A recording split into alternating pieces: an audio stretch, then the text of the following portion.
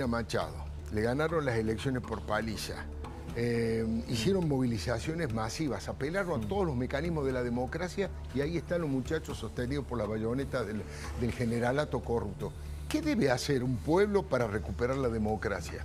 Porque lo empujan a la violencia, que no hay que caer. La última vez que estuve acá me acuerdo que dije que esperaba que termine pronto el camelo este de muestra en las actas. Porque te acuerdas que pasamos unas buenas semanas donde países vecinos o presuntamente moderados como la Colombia de Petro o el Brasil de Lula se quedaban en la confortable zona de pedir las actas que por supuesto nunca iban a estar. Claro.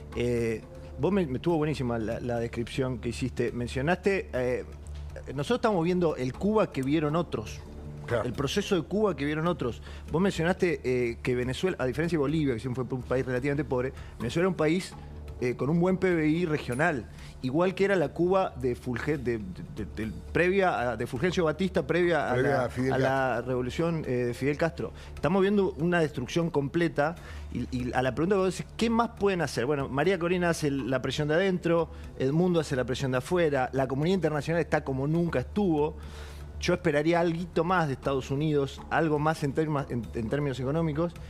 Y después, la verdad, yo trato de ser optimista, pero es muy difícil si no se te da vuelta alguna facción de los fierros, alguna facción de la Fuerza Armada. Ahora, como en Portugal en los 70, como en la Rumania de Ceausescu, pero vos necesitas que alguno de los muchachos que tienen las armas se envuelta. Y hoy, la verdad, no parece, porque inteligentemente Maduro sabe que su país funciona sin los venezolanos, que es un narcoestado que funciona sin la población, no le importa que se vayan. Inteligentemente metió a los militares dentro de la boliburguesía, les dio, tomá, vos te doy este pedazo de negocio, este pozo petrolero es tuyo, este sector de la energía es tuyo, entonces los metió a todos dentro del negocio.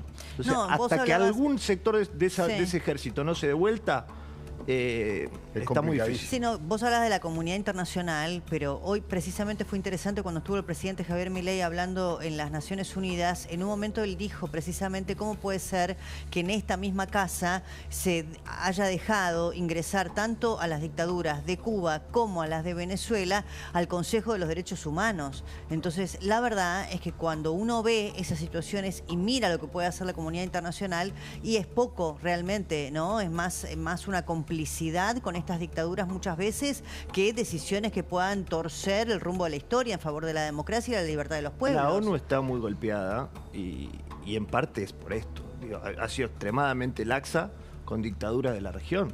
Entonces, me parece que lo que dijo hoy Milei, no escuché el discurso, vi pedacitos por ahí, pero en eso sí tiene razón, en eso tiene razón. Y la comunidad regional de América Latina ha sido extremada. Bueno, de América, hablemos de Argentina, lo dijo Alfredo. Nosotros tenemos todavía aliados de este régimen en Argentina, en nuestra Cámara de Diputados, en gobiernos provinciales, en la principal líder del kirchnerismo.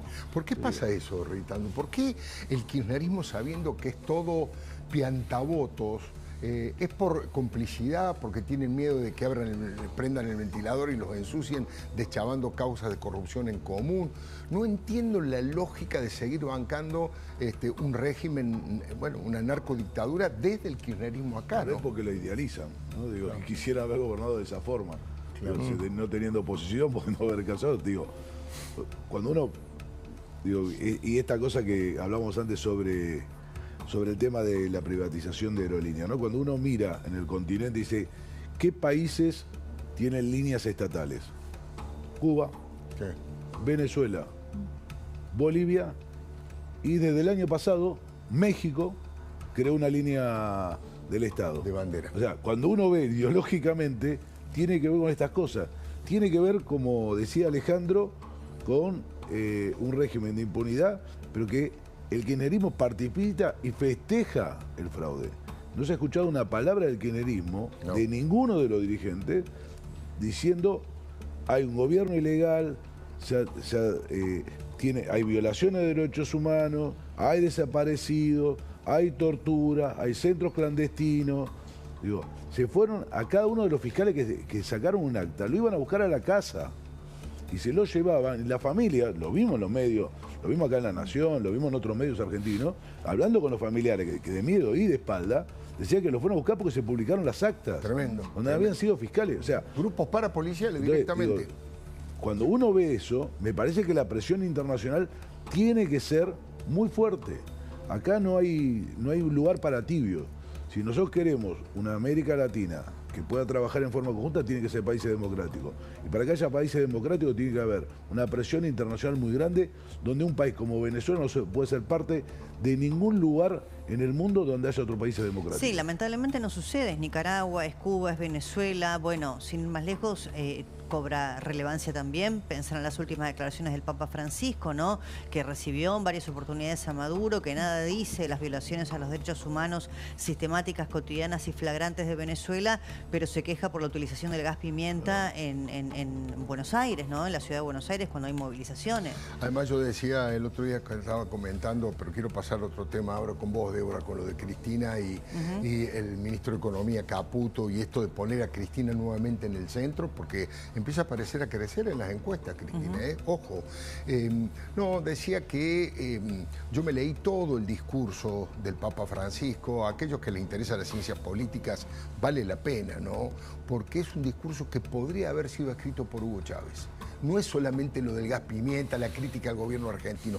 Toda su concepción económica setentista de aquel peronismo de Guardia de Hierro, de aquellos años 70, está bajada línea por línea y ese es el país, yo diría, jurásico, que fracasó en todos lados, sobre todo a partir de los 70 que el Papa está planteando en este momento. Pero Débora, contame qué está pasando con Cristina y con el ministro